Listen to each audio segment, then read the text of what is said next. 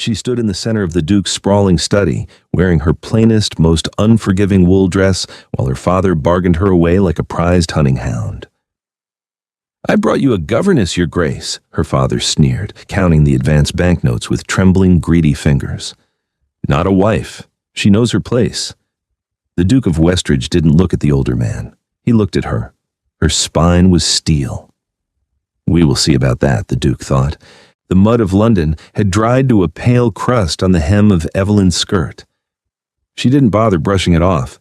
It would only smear, and there was no point in pretending she was anything other than what she was, a commodity. Beside her, Lord Richard Halling shifted his weight from one foot to the other. His boots were polished, his coat tailored, but the cuffs were fraying. The scent of stale gin and sour desperation clung to him. He was a baron in name, a degenerate gambler in practice, and currently a man trying to sell his daughter's intellect to clear a debt. They waited in the anteroom of the Duke of Westridge's townhouse. The silence in the house was heavy, expensive. It absorbed sound. "Stand straight," her father hissed, not looking at her. "And for God's sake, keep your mouth shut unless spoken to. Westridge is not a man to be trifled with." "I'm aware of how employment works, Father," Evelyn said. Her voice was flat. At 26, she had long ago exhausted her reserves of terror or tears regarding her father's financial ruin. The heavy mahogany doors opened.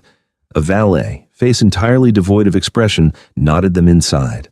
Roland Pendleton, the Duke of Westridge, did not stand when they entered. He sat behind a desk vast enough to serve as a dining table, a ledger open before him. The room smelled of sharp ink, old paper, and wood smoke. He was younger than Evelyn had expected. 30, perhaps. But his face was carved with lines of chronic exhaustion, and his dark eyes held the distinct bored irritation of a man who spent his life swatting away parasites. "Halling," the Duke said. He didn't offer a title. He didn't offer a seat. "Your Grace." Richard bowed, a little too deeply. It made Evelyn's stomach turn. "I received your solicitor's letter regarding the outstanding promissory notes."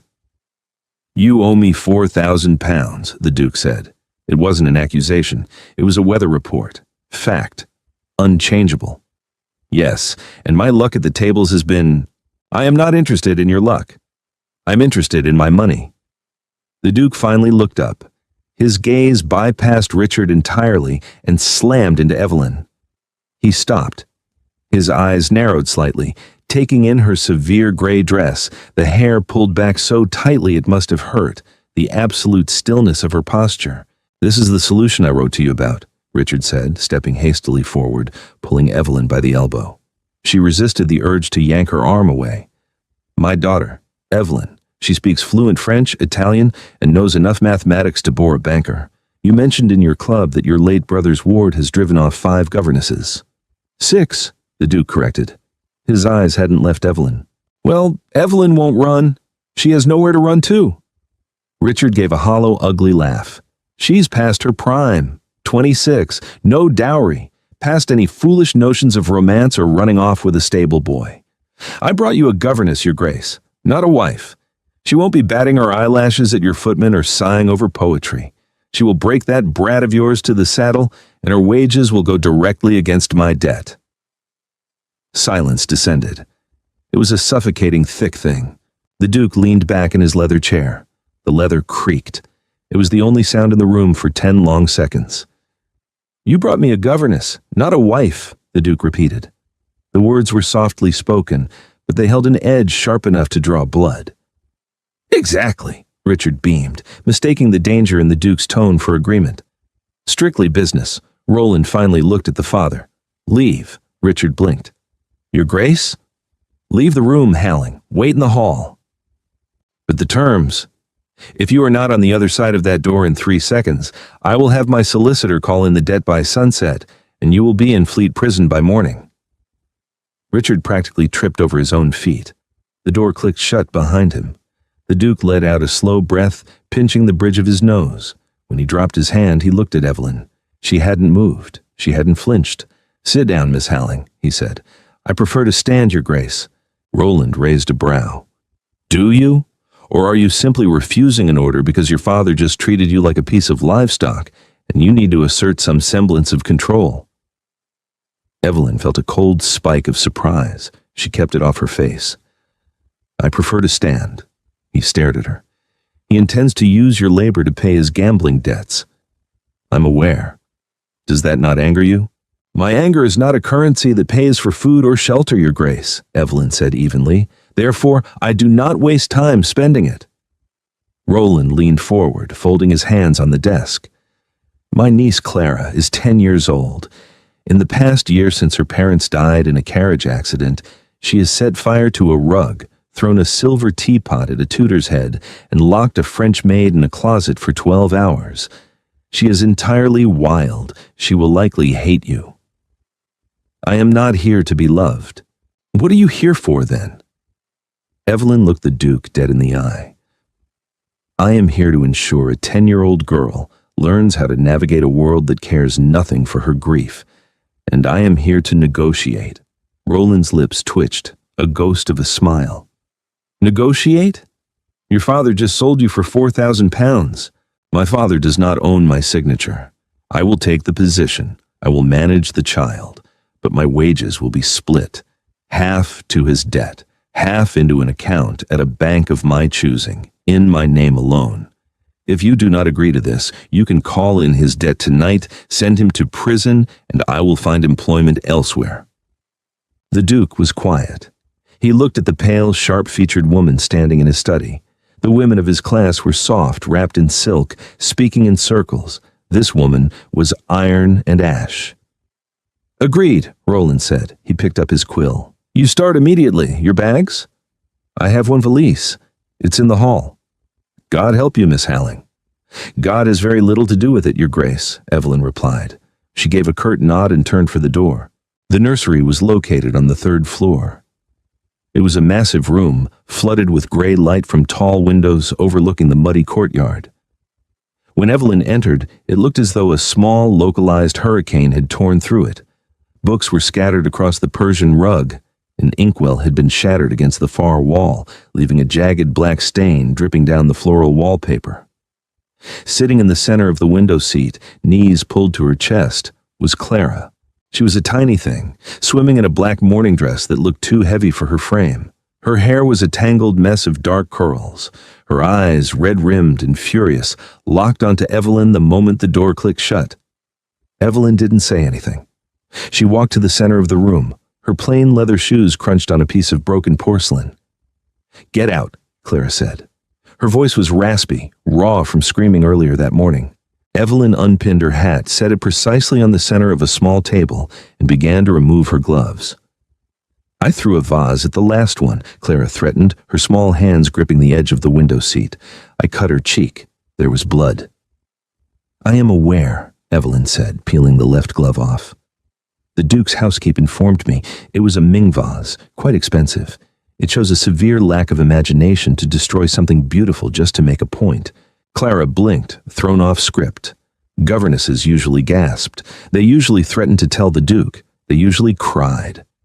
"I'll throw something at you," the girl warned, looking around for ammunition. "You could," Evelyn agreed calmly, dropping her gloves into the hat. "But I duck rather quickly. And if you miss, you'll be the one sweeping it up. I do not clean up messes I did not make." "You have to. You're a servant." "I am an employee," Evelyn corrected. She walked over to the nearest overturned chair, righted it, and sat down.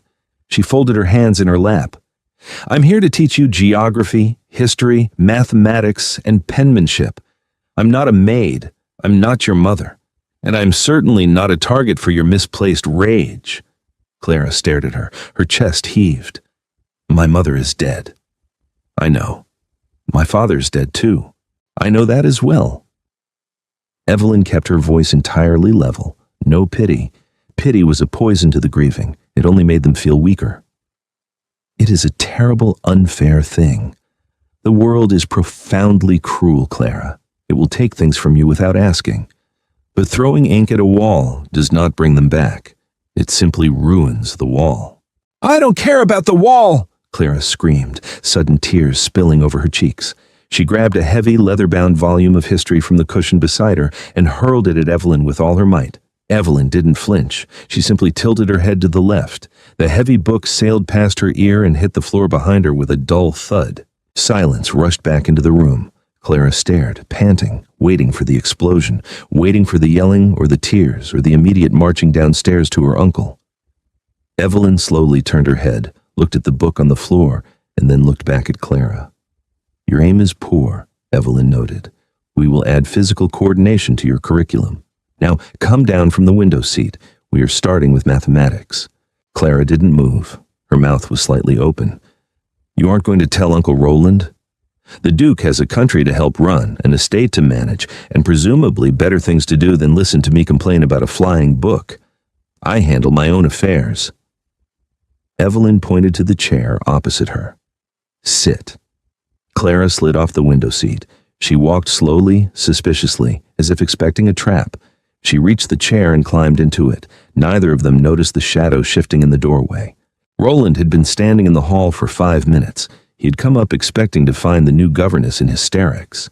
He had been ready to pay her off and send her back to her awful father. Instead, he watched through the crack in the door as Evelyn Halling calmly commanded a room that had defeated 6 seasoned professionals. He watched the way she didn't soften her voice. He saw how treating the child like a rational, grieving human being, rather than a fragile glass doll, had instantly diffused the panic. "I brought you a governess, not a wife." Her father's words echoed in Roland's mind. Richard Halling was a fool. He had no idea what he had handed over. Roland stepped away from the door, his boots silent on the runner rug. For the first time in a year, the knot of tension at the base of his skull loosened. He walked downstairs, a strange, unbidden curiosity taking root in his chest. 2 weeks passed. The townhouse on Grosvenor Square fell into a strange, uneasy rhythm. There were no more shattered vases. There was no more screaming. Clara was not magically cured of her grief. She still had dark moods, days where she refused to speak, times she wept silently into her slate. But Evelyn never pushed. She sat in the room, a steady, unmovable presence, offering a handkerchief and a cup of tea, and waited for the storm to pass. It was working. Roland knew it was working, yet he rarely saw the governess. She took her meals in the nursery. She walked the gardens with Clara early in the morning before Roland was awake. She was a ghost in his house, entirely self-sufficient, entirely invisible, until the night of the storm. It was past 2 in the morning. Thunder rattled the massive window panes of the library. Roland sat in a wingback chair by the dying fire, a glass of amber whiskey in his hand. He wasn't wearing a cravat, his waistcoat was unbuttoned, and he was exhausted to his marrow. The House of Lords had been a circus of screaming entitled men all day. He took a sip of the whiskey. It burned, but it didn't numb the headache. The library door clicked. Roland didn't move.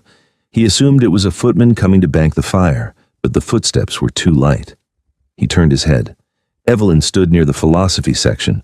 She wore a dark gray dressing gown over her night shift, her long dark hair unbound and cascading down her back. It was the first time he had seen her hair down. It made her look younger, softer, though her expression remained as guarded as ever. She held a candle in one hand and a thick book in the other. She saw him. She stopped. "Your Grace," she said quietly. She didn't gasp. She didn't clutch her collar in feigned maidenly shock. "Miss Halling," Roland replied, his voice rough from lack of use, unable to sleep. "The thunder woke me." She looked at the book in her hand. "I ran out of reading material. I apologize for the intrusion. I thought you had retired." Roland gestured with his glass to the empty armchair opposite him. "I rarely retire before 3. Come, sit, unless my lack of a cravat offends your sensibilities." Evelyn looked at the chair, then at him. She walked over and sat down. She placed the candle on the small table between them.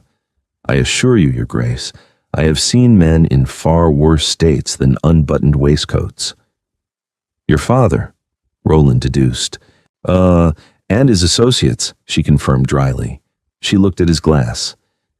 "Is that a Highland malt?" Roland blinked, surprised.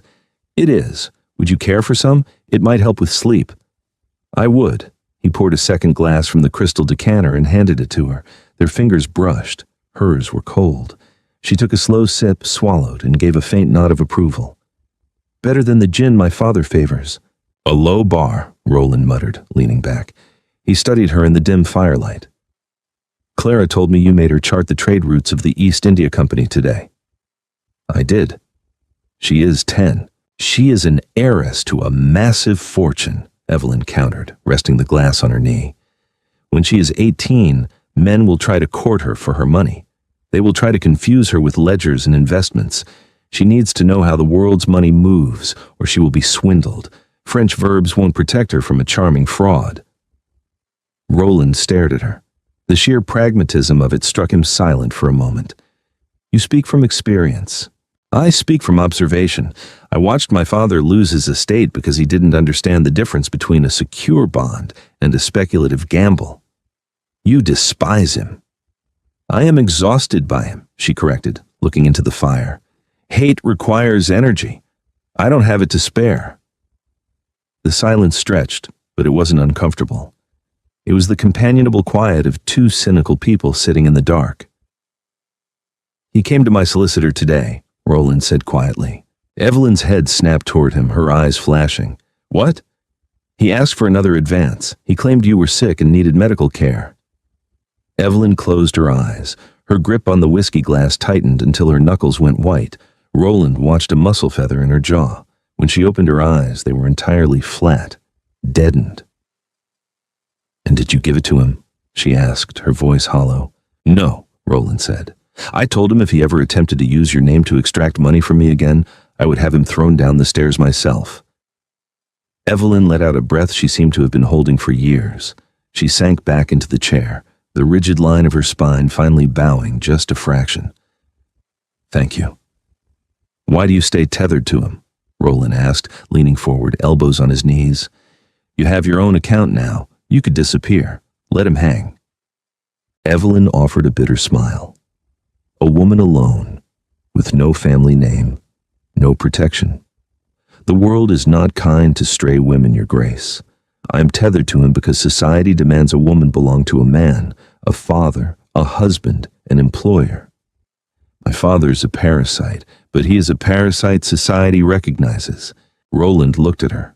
He looked at the shadows under her eyes, the proud, defensive tilt of her chin. The women he knew played games of subtlety and flirtation. Evelyn Howling stripped the world down to its ugly bones and looked at it without blinking. I brought you a governess, not a wife, Roland murmured, quoting the father again. Evelyn frowned. I beg your pardon? Something your father said. Roland drained his glass and set it down. He looked at her, his dark eyes intense in the firelight.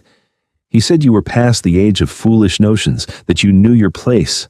Evelyn held his gaze. He was correct. I know exactly what I am. Do you? Roland asked softly. He didn't say anything else. He stood up, picked up the decanter, and gave her a brief nod. Good night, Miss Howling. Good night, Your Grace. Evelyn watched him walk out of the library, the heavy door closing silently behind him. She sat by the dying fire for a long time, the taste of expensive whiskey on her tongue, her heart beating a slightly faster rhythm against her ribs. She was a governess. She knew her place. But as she looked at the empty chair opposite her, she couldn't help but wonder if the Duke of Westridge was beginning to forget his. The quiet of the Grosvenor Square townhouse shattered when Lady Agatha, the Dowager Countess of Revington, swept into the drawing room unannounced. Roland's sharp-tongued aunt, she carried her aristocratic pride like armor. Evelyn and Clara had been studying a map of the London docks when the doors flew open. Lady Agatha frowned at the sight, her cane striking the floor as she questioned why a child was working in the main drawing room. Clara froze, remembering their last bitter encounter. Evelyn, however, calmly set down the map, rose, and offered the bare minimum curtsy etiquette required. Lady Agatha, Evelyn said. Her voice was calm, devoid of any subservient tremor. We utilize the drawing room for the natural light. It saves on the Duke's candlemaker's bill. Agatha stopped. She lifted a gold-rimmed lorgnette to her eyes and inspected Evelyn from the crown of her severely pinned hair to the scuffed toes of her boots. You are the new one then, Agatha said. The word new sounded like an insult. The cheap one. I heard my nephew acquired you to settle a gambling debt. Your father is Richard Howling, is he not? A degenerate who would bet the teeth out of his own mouth if a broker would take them. Clara sucked in a breath, looking at Evelyn with wide, terrified eyes. She waited for her governess to crumble. She waited for the tears. Evelyn merely adjusted the cuffs of her gray wool sleeves. He is, your ladyship. Which is precisely why I'm employed here, teaching your great niece the mechanics of commerce, rather than sitting in a parlor waiting for a dowry that does not exist. Agatha lowered the lorgnette. A flush of angry red crept up her wrinkled neck. She was not used to servants talking back. She was certainly not used to them agreeing with her insults and turning them into practical facts. You have a sharp tongue, girl, Agatha spat. Roland is a fool to let a woman of your chaotic breeding near the child. Look at her, still wearing that dreadful morning black, still looking like a feral street urchin. I told Roland to send her to a boarding school in Bath. They know how to break horses there. Clara shrank back into the sofa cushions. The fight had drained out of her, replaced by a suffocating familiar shame. Evelyn stepped sideways. It was a subtle movement, but it placed her body directly between the Dowager Countess and Clara, a human shield made of gray wool and rigid posture. Lady Clara is 10 years old, your ladyship, Evelyn said. Her voice dropped a fraction. It was no longer polite. It was a warning. She is not a horse. She's a grieving child, and she is currently calculating the tonnage of merchant vessels with more accuracy than most of the men sitting in Parliament. She will wear what she chooses until she decides she is ready for colors. How dare you speak to me in that tone? Agatha's cane cracked against the floor. I will have Roland dismiss you this instant. You are a glorified maid bought with a promissory note. Then you will have to speak to him about it, a voice said from the doorway. Roland walked into the room. He wore his riding clothes, his boots caked with fresh mud, a riding crop tapping lazily against his thigh. His face was entirely unreadable, but the air in the room suddenly felt dangerously thin. Roland, Agatha bristled, though she took a half-step back. This woman was just lecturing me. She is insolent. She is a Howling. You cannot possibly trust her with the girl. Roland didn't look at his aunt. He looked at Evelyn. She stood tall, her chin raised, her hands clasped loosely in front of her. She wasn't asking for rescue. She was merely waiting for the inconvenience to pass. Then Roland looked at Clara. The child had uncurled from the sofa. She had moved forward, and her small, ink-stained hand was gripping the fabric of Evelyn's skirt. It was a fierce, desperate hold. Roland felt something heavy and immovable shift inside his chest. Miss Howling answers to me, Aunt Agatha, Roland said, his voice quiet, carrying the absolute authority of a man who owned everything he surveyed. And she is correct. Clara is not a horse to be broken. If you have objections to the curriculum, you may take them up with me. Though I warn you, I have very little patience for it today. Agatha gaped. You are defending a debtor's daughter over your own blood? I am defending the peace of my household. Roland replied cold. A peace Miss Howling has managed to secure in 3 weeks, which is more than the rest of our family has accomplished in a year. Now, my carriage is waiting outside to take you back to Mayfair. Do not keep the horses waiting. It was a dismissal, absolute and humiliating. Agatha's mouth opened and closed. She glared at Roland, then at Evelyn, before spinning on her heel and marching out. The doors slammed shut. Silence descended. Evelyn looked down at Clara. Gently, without a word, she pried the child's fingers loose from her skirt and gave her hand a brief, firm squeeze. Your tonnage calculations, Clara, Evelyn said softly. You left off the final 0 on the second column. Clara wiped a stray tear from her cheek, let out a shaky breath, and picked up her pencil. Yes, Miss Howling. Roland watched them. He didn't say a word. He didn't need to. He walked over to the desk, picked up the paperweight, and handed it to Evelyn. Their eyes met. For a split second, the Duke of Westridge let his guard drop. The look he gave her was not that of an employer. It was the look of a man who had just realized he had found an ally in a war he had been fighting alone. Evelyn took the paperweight. Her fingers brushed his. A jolt of static electricity snapped between them, sharp and sudden. She turned back to the map, but for the first time in her life, her hands were trembling. November brought an aggressive, biting cold that chased them out of London. The Duke relocated the household to Westridge Park, his sprawling estate in Derbyshire. The country air smelled of damp earth, decaying pine needles, and wood smoke. The house was a fortress of ancient stone, cold in the corridors, but fiercely warm by the hearths. For Evelyn, it was a welcome isolation. London was too full of ghosts, too full of whispers about her father. Here, there was only the estate, the wind, and the work. Clara thrived. The open space seemed to dilute her grief. She was allowed to run on the lawns, provided she didn't trample the head gardener's winter roses. It happened on a Thursday afternoon. The sky was a bruised purple, threatening rain.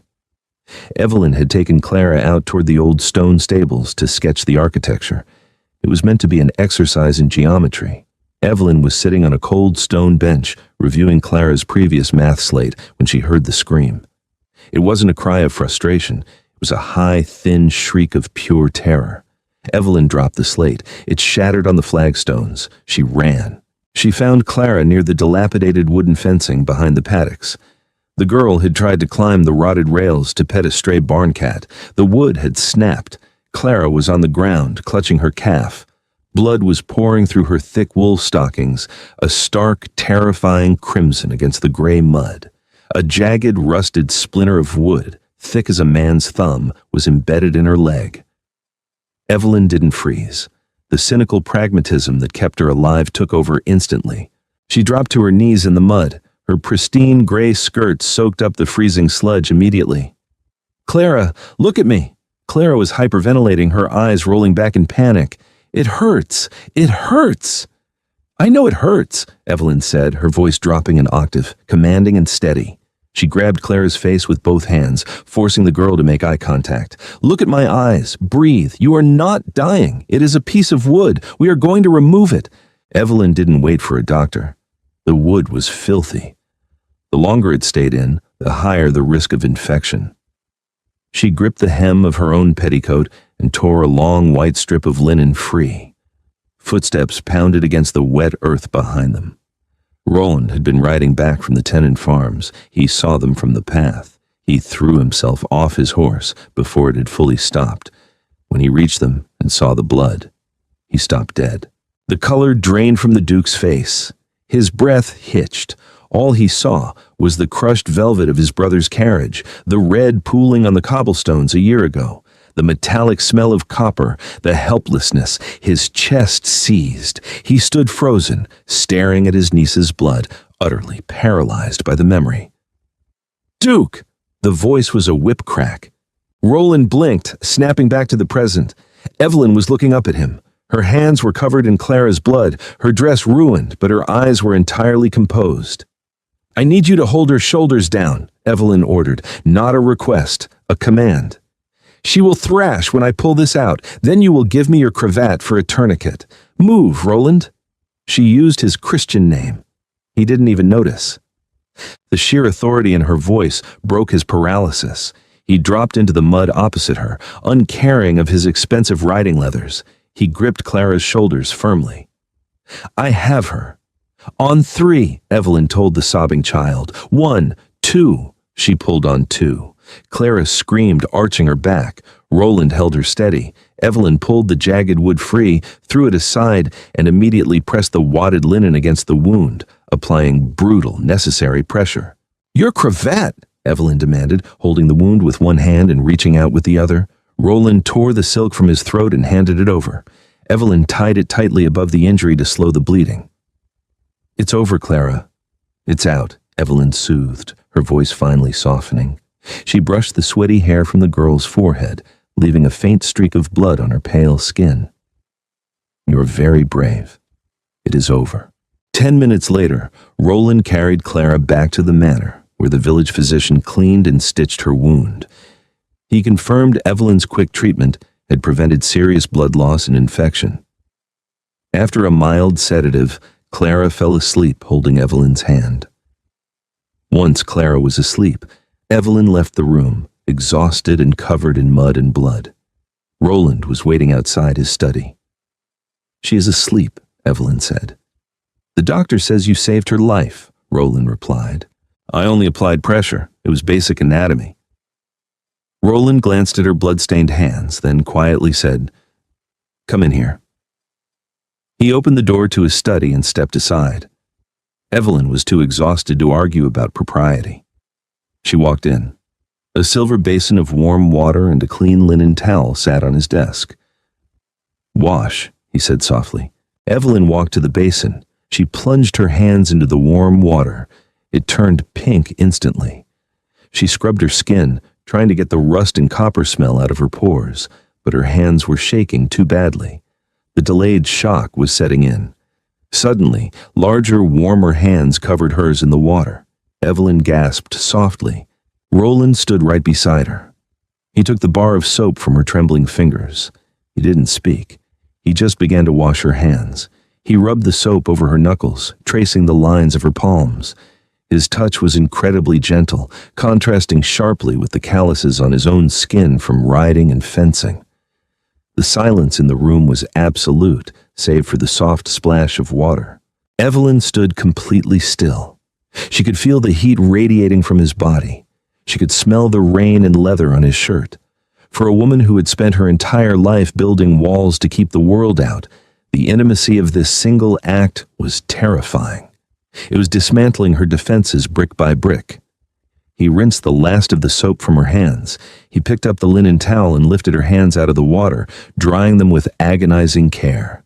"When I saw the blood," Roland murmured, looking down at her hands, his voice barely above a whisper, "I couldn't breathe. I was back in London, with my brother." Evelyn swallowed hard. "I know. I saw your face." He stopped, drying her hands. He didn't let go of them. He looked up, his dark eyes locking onto hers. The distance between them was less than a foot. "You didn't coddle me," Roland said. "You didn't pity me. You gave me an order and you pulled me back from the edge. No one has done that for me. No one." "You are the Duke of Westridge," Evelyn breathed, acutely aware of his thumbs resting against her wrists, feeling the rapid flutter of her pulse. "People do not give you orders." "Perhaps they should." Roland took a half-step closer. The air between them vanished. The tension that had been simmering since the day she walked into his office finally broke the surface. He looked at her mouth. Evelyn's breath hitched. She didn't pull away. God help her, she wanted him to close the distance. She wanted to know what it felt like to be held by a man who saw her strength not as a threat, but as a sanctuary. Roland leaned in. His face was inches from hers. Then, the heavy grandfather clock in the hall struck the hour. A loud, booming chime. Reality crashed back into the room. Evelyn pulled her hands back sharply, taking a step away. The cold air rushed in to fill the space between them. She was a governess. Her father was a debtor. He was a duke. I should change my dress," Evelyn said, her voice cracking. Roland closed his eyes for a second, his jaw clenching as he fought for control. When he opened them, the raw vulnerability was gone, replaced by a guarded respect. "Yes," Roland said quietly, stepping back to give her space. "Thank you, Evelyn, for everything." She nodded once, eyes cast down, and fled the room. Roland watched her go, his hands gripping the edge of the desk until his knuckles turned white. He had bought a governess to pay off a scoundrel's debt, but as he stared at the pink water in the basin, Roland realized the terrifying truth. He didn't want a governess anymore. December brought a bitter freeze that locked the Derbyshire mud into iron ridges. Frost clung to the mullioned windows of Westridge Park. For 3 weeks following the incident with the wood splinter, Evelyn and Roland engaged in a silent, perfectly choreographed dance of avoidance. They were masters of the peripheral. If he entered the library, she quietly exited through the conservatory. If she was walking Clara in the south gardens, he rode his horse across the north pastures. The intimacy of the water basin in his study terrified them both. Roland was a man ruled by duty. Evelyn was a woman who survived by maintaining absolute control. That fleeting moment had stripped them of their armor, and the exposure was too dangerous to repeat. Then Lady Agatha retaliated. She did not return to the estate herself. She sent a proxy. A carriage arrived on a bleak Tuesday afternoon, discharging Lady Caroline Ashford and her mother. Caroline was 22, possessed a dowry that rivaled the treasury of a small nation, and was flawlessly beautiful. Her hair was spun gold. Her manners were a masterclass in calculated subservience. She was exactly what society dictated the Duke of Westridge required. Evelyn watched their arrival from the nursery window. She noted the quality of the wool in their pelisses, the sheer number of trunks being unloaded, and the practiced, radiant smile Caroline gave to the footman. "She looks like a porcelain doll," Clara noted, standing beside Evelyn. The girl's limp was nearly gone, but she still favored the leg slightly. "The kind that cracks if you drop it." "She is an aristocrat, Clara," Evelyn replied, her voice carefully devoid of emotion. She turned away from the glass. "She is built to withstand entirely different pressures than a fall to the floor. Come away from the window. We have history to review." For the next 4 days, the house felt entirely foreign. Laughter echoed in the grand drawing rooms, high, musical, and utterly devoid of substance. Roland was required by the basic tenets of hospitality to entertain them. Evelyn kept Clara firmly in the upper wings of the house, eating meals in the nursery, ensuring they remained invisible. But the architecture of the house could not keep the sounds out. On the 5th night, a formal dinner was held. Local gentry had been invited to inspect the potential match. The music drifted up the grand staircase, seeping under the nursery door. Evelyn sat in a hard-backed chair by the fire, a book in her lap. She wasn't reading. She was staring at the flames, dissecting the tight, suffocating knot in her chest. It was not jealousy, she told herself fiercely. Jealousy was a luxury for women with prospects. It was simply the discomfort of displaced routine. The nursery door clicked open. Evelyn turned, expecting the maid to collect the tea tray. Roland stood in the doorway. He was in full evening dress, a stark black coat, a snowy cravat perfectly tied, his dark hair brushed back. He looked every inch the Duke of Westridge, but his jaw was locked tight, and his eyes were hollow with exhaustion. He stepped inside and closed the door, shutting out the faint strains of the waltz playing downstairs. Evelyn stood immediately, the book slipping to the floor. "Your Grace, is something wrong? Is it Clara?" "Clara's asleep," Roland said. His voice was gravelly. He walked toward the fire, not looking at her, staring instead at the embers. He reached up and aggressively loosened his immaculate cravat, ruining the perfect knot. "Nothing is wrong. Everything is perfectly, agonizingly right. Lady Caroline has just informed me that she finds the Derbyshire countryside charmingly rustic, but expects we will spend the season in London so she might not perish from boredom." Evelyn held her ground. She folded her hands tightly in front of her. "She's a highly suitable match. Her lineage is impeccable. The alliance would secure a powerful voting bloc in the House of Lords for your estate." Roland turned to look at her. The anger in his eyes was sudden and sharp. "Do you think I care about a voting bloc? You are a duke. You have no choice but to care. I have spent the last 2 hours listening to a woman who has never read a book she wasn't forced to, who thinks grief is something to be cured by a new silk gown, and who looked at my niece as if she were an inconvenience to be managed." Roland stepped closer. The scent of wine and cold night air clung to him. "And the entire time, all I could think about was a woman who tore up her own petticoat in the mud to save a child's life." Evelyn's breath hitched. She took a step back. "Roland, stop." He didn't stop. He closed the distance between them. "I cannot sit in that room anymore. I cannot listen to the empty noise. I came up here because this room is the only place in my own home where I can breathe." "You cannot be here," Evelyn whispered. Her heart was hammering violently against her ribs. She kept her voice flat, anchoring herself to reality. "You have guests. You have expectations. I am your employee. My father is a debtor who sold me to you. If someone finds you in the nursery with me while your prospective bride sits downstairs, my reputation will be destroyed and yours will be tarnished." "Damn the expectations," Roland said quietly. He reached out. He didn't touch her face or her hands. He simply grasped the fabric of her sleeve, anchoring himself to her. Tell me you don't feel this. Look me in the eye, Evelyn, and tell me you want me to go back downstairs and offer my hand to Caroline Ashford." Evelyn looked up at him. She saw the absolute sincerity in his eyes. She saw the exhaustion. She wanted to lean forward. She wanted to rest her forehead against his chest and let go of the crushing weight of her independence just for a moment. But she knew how the world worked. She knew the brutal mechanics of society. A duke and a debtor's daughter did not get a happy ending. They got a scandal that ruined the woman and momentarily embarrassed the man. She reached up and gently, firmly, pulled his hand away from her sleeve.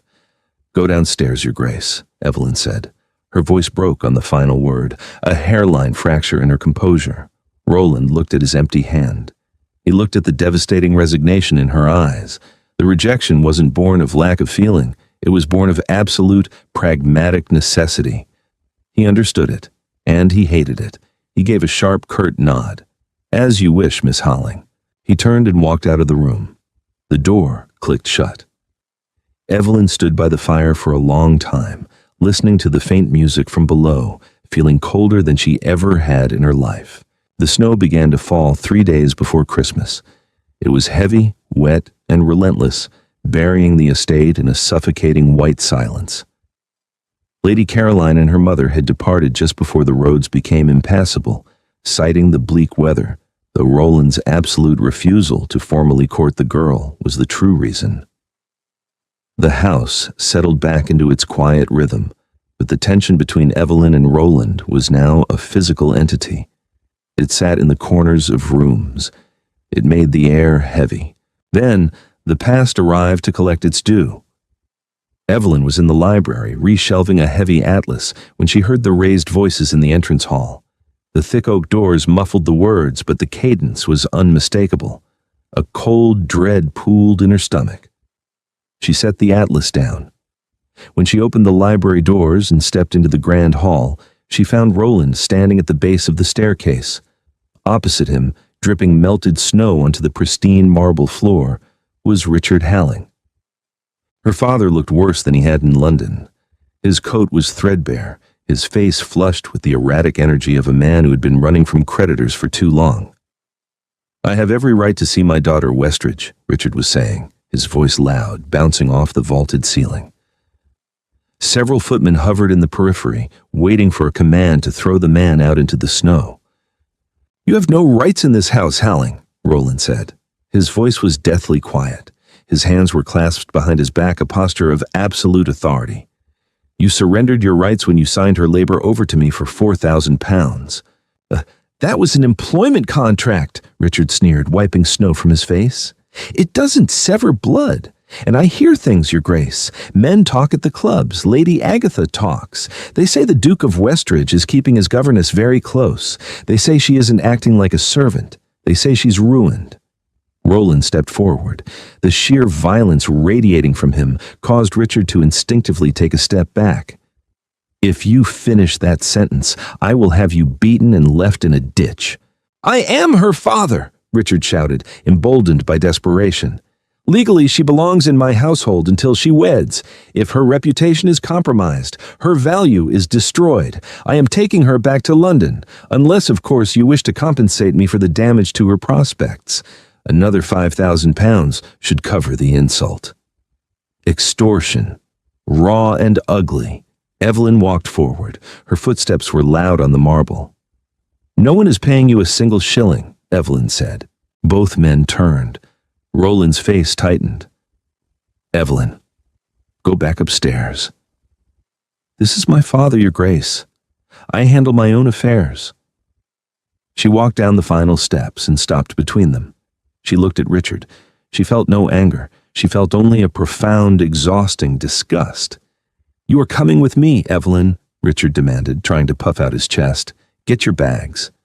"I'm employed here," she replied flatly. "I have a contract."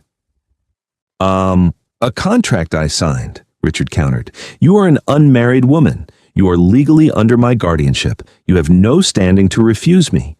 If you do not come, I will fetch a magistrate. I will drag this scandal through the courts. I will let the papers know the Duke of Westridge is holding a baron's daughter against her will for his own base amusements." Roland lunged forward, grabbing Richard by the lapels of his sodden coat. He slammed the older man against the oak paneling of the wall. The sound cracked like a gunshot in the hall. "Touch her, and I will end you," Roland snarled, his restraint entirely gone. "Call a magistrate. I own the magistrates in this county. I will bury you so deep in a debtor's prison you will forget what the sun looks like." "Whoa. Roland, stop." Evelyn grabbed his arm. Her fingers dug into the tight muscle of his forearm. "He wants you to hit him. He wants the assault charge. Let him go." Roland stared at Richard, his chest heaving. Slowly, he opened his hands. Richard slid down the wall slightly, gasping for air, a nasty smile forming on his lips. "See?" Richard wheezed. "He can't protect you from the law, Evelyn. Pack your bags." Evelyn looked at Roland. She saw the fury in his eyes, but beneath it, she saw the terrible realization. Richard was right. The laws of England were entirely on the father's side. An unmarried woman was property. If Roland fought it legally, the scandal would detonate. It would ruin Clara's future. It would stain the dukedom. Evelyn made the calculation. It took her less than a second. "I will pack my trunk," Evelyn said to her father. Roland whipped his head toward her. "No, absolutely not." "I am leaving, Your Grace," Evelyn said, forcing her voice to remain entirely hollow. She couldn't look him in the eye. If she looked at him, she would shatter. "My father is correct. I am his dependent. My employment here is terminated." "Evelyn." Roland grabbed her wrist as she turned away. His grip was tight, desperate. "You are not leaving this house." She looked down at his hand. Then she looked up at his face. "Do not do this, Roland. If he drags this into the light, you lose everything you have built for Clara. You lose your standing. I am a governess. You bought me to pay a debt. The debt is paid. Let me go." She pulled her wrist out of his grasp. It took every ounce of strength she possessed. She turned and walked up the stairs, leaving the Duke of Westridge standing in the hall with the man who had just destroyed the only good thing that had ever happened to him. Roland watched her ascend. His mind raced. He looked at Richard, who was brushing down his coat, victorious. The law dictated Evelyn belonged to her father because she was unmarried. Roland's eyes narrowed. The panic in his chest suddenly crystallized into a cold, terrifying clarity. "Howling," Roland said. Richard looked up, a smug grin on his face. "Yes, Your Grace? Are you ready to discuss my compensation?" "I'm not paying you a single pound," Roland said, walking toward the stairs. He didn't look back at the older man. "Because she is not leaving this house, and by tomorrow morning, you will have absolutely no legal right to her." Richard frowned. "What are you talking about?" Roland didn't answer. He took the stairs 2 at a time, chasing after the woman who had just tried to sacrifice herself to save him. Evelyn did not cry. Crying was a useless expenditure of hydration and energy. She opened the small, battered leather valise on her bed and began folding her spare gray wool dress. Her hands moved with mechanical precision, smoothing the seams, tucking the sleeves. If she focused entirely on the geometry of packing, she did not have to think about the fact that she was leaving the only home where she had ever felt anchored. She did not have to think about Clara's inevitable regression or the devastated, furious look in Roland's eyes. The nursery door did not creak. It slammed open, hitting the wall with a violence that made the wash basin rattle. Evelyn jumped, dropping a stack of linen handkerchiefs. Roland stood in the doorway. He was breathing heavily, his chest rising and falling beneath his pristine waistcoat. He stepped inside and shut the door firmly behind him, sliding the iron bolt home with a sharp clack. Evelyn stared at the locked door, then at him. "Your Grace, you cannot be in here. My father is downstairs. If he comes up—" "Let him come up," Roland interrupted. He walked across the room, grabbed the folded gray dress from the valise, and threw it onto the floor. "What are you doing?" Evelyn demanded, stepping forward to retrieve it. Roland caught her by the shoulders. His grip was entirely firm, rooting her to the spot. "You are not leaving. I'm not letting you walk out of this house to be sold off to the next highest bidder because your father needs to cover a pharaoh debt." "I have no choice," Evelyn snapped, her voice finally breaking. The cold pragmatism shattered, leaving raw panic in its wake. She shoved at his chest, but he didn't budge. He is my father. The law states I am his dependent. If I stay here, he goes to a magistrate. He ruins Clara. He ruins you. Society will tear you apart for harboring a compromised woman. Roland, I am protecting you. I do not need protecting, Roland shouted. The sound echoed in the small room. He dropped his voice, his dark eyes searching hers with a desperate intensity. I am a duke. I've spent my entire life protecting everyone else, my estate, my brother's legacy, my niece. But who protects you, Evelyn? Evelyn froze. The fight drained out of her, leaving only a bone-deep exhaustion. No one, she whispered. That is the way of the world. Not anymore. Roland moved his hands from her shoulders to her face, cradling her jaw. His thumbs brushed over her cheekbones. His touch was incredibly gentle, a stark contrast to the absolute ferocity in his eyes. He said you belong to him because you are unmarried. That is the law. A woman belongs to her father until she belongs to her husband. Evelyn stopped breathing. She stared at him, her mind refusing to process the words. Roland, no. Yes. You are doing this out of guilt, out of some misplaced sense of nobility to save me from him. She tried to pull away, but his hands held her steady. I will not be a charity case. I will not let you throw away your lineage on a debtor's daughter because you pity me. Pity? Roland let out a harsh, breathless laugh.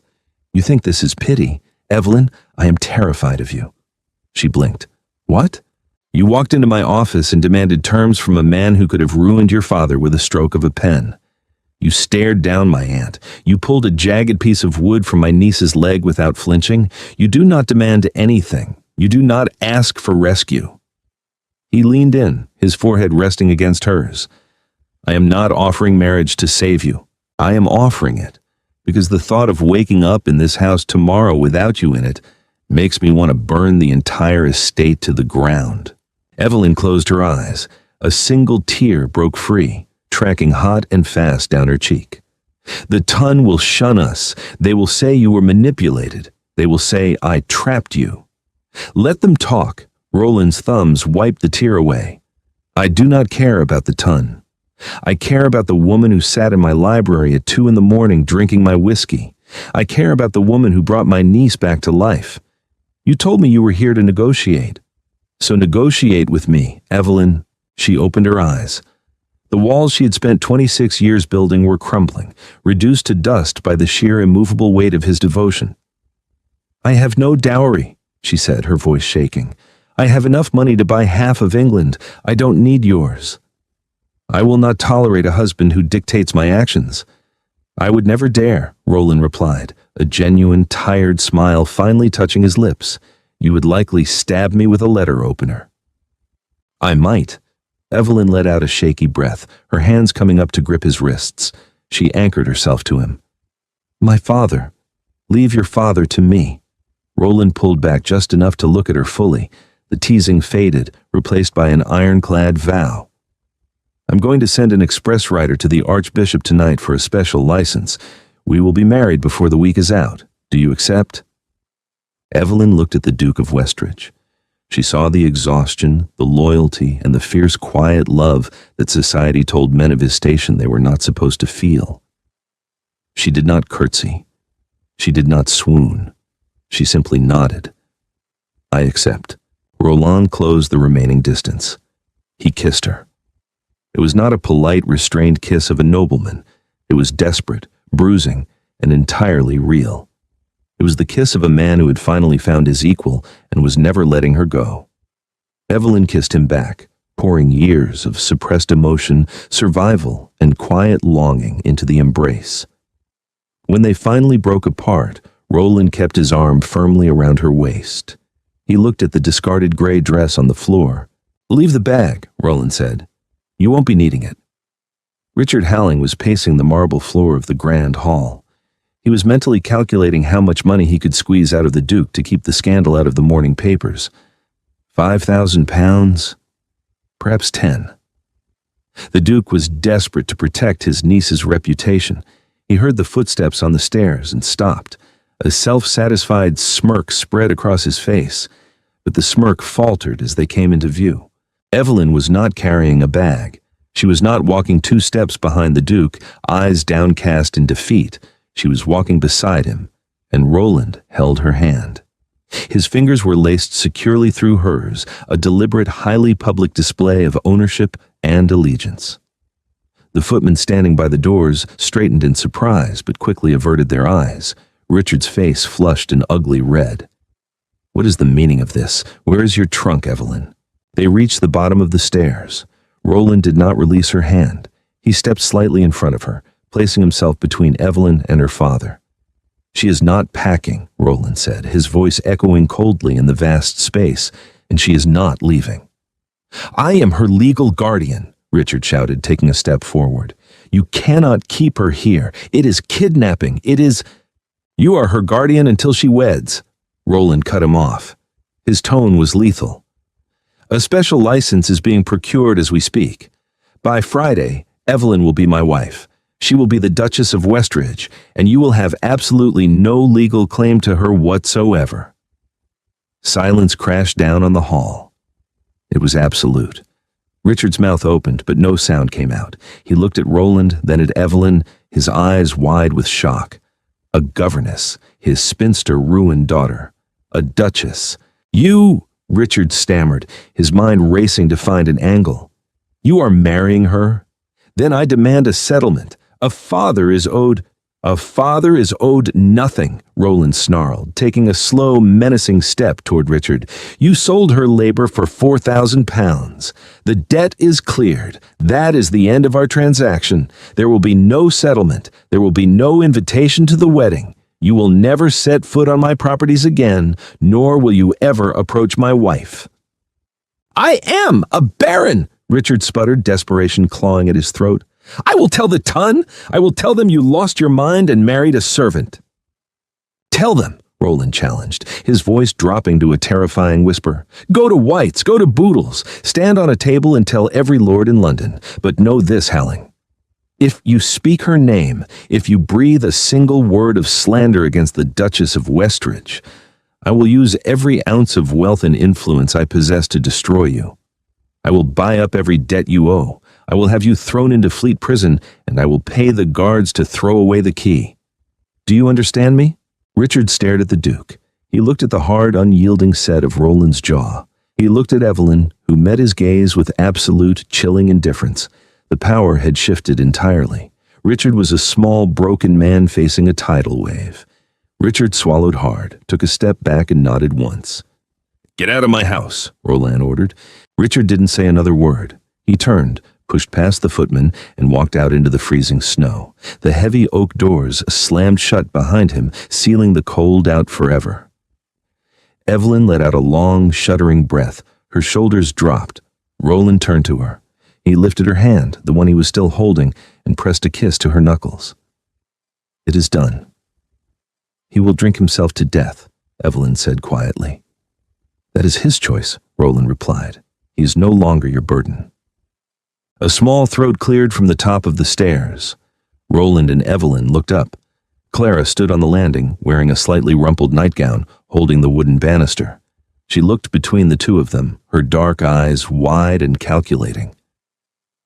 "Is the shouting over?" Clara asked. "It is," Roland said. Clara looked at Evelyn. "He said you were getting married, to Uncle Roland." Evelyn gently pulled her hand from Roland's and walked to the base of the stairs, looking up at the 10-year-old girl. "I am, if that is acceptable to you, Clara." Clara chewed on her lower lip. She descended 3 steps, stopped, and studied Evelyn carefully. "Does this mean you are no longer my governess?" "I suppose it does," Evelyn said. Clara frowned. "Then who is going to teach me how the stock exchange works?" Roland let out a sudden, genuine laugh. It was a sound the house hadn't heard in over a year. Evelyn smiled, a real, warm smile that reached her eyes. "I will still teach you, Clara. The title simply changes. The curriculum remains strictly the same. I expect your mathematics slate completed by 9 tomorrow morning." Clara nodded, satisfied with the terms. "Good. Because Lady Agatha's governess couldn't even multiply by 12s. The girl turned and marched back down the hall toward the nursery. Roland walked up behind Evelyn. He wrapped his arms around her waist, pulling her back against his chest. He buried his face in the curve of her neck, breathing in the scent of lavender soap and clean wool. "I brought you a governess, not a wife," Roland murmured against her skin, the memory of her father's sneering words now completely stripped of their venom. Evelyn leaned back into his embrace, covering his hands with her own. She looked at the empty space where her father had stood, then up at the magnificent, sturdy walls of Westridge Park. "He was wrong about a great many things," Evelyn said softly. Roland turned her around in his arms, his dark eyes filled with absolute certainty. "I know," the Duke smiled. "I disagreed entirely. And that is how the debtor's daughter became the Duchess of Westridge." Roland and Evelyn didn't need a fairy tale. They needed an alliance forged in iron, and they found it in each other. If you enjoyed this grounded, slow-burn historical drama and love a heroine who saves herself and the Duke who respects her for it, please smash that like button. Share this story with your fellow romance fans, and don't forget to subscribe to the channel for more original historical romances. Drop a comment below.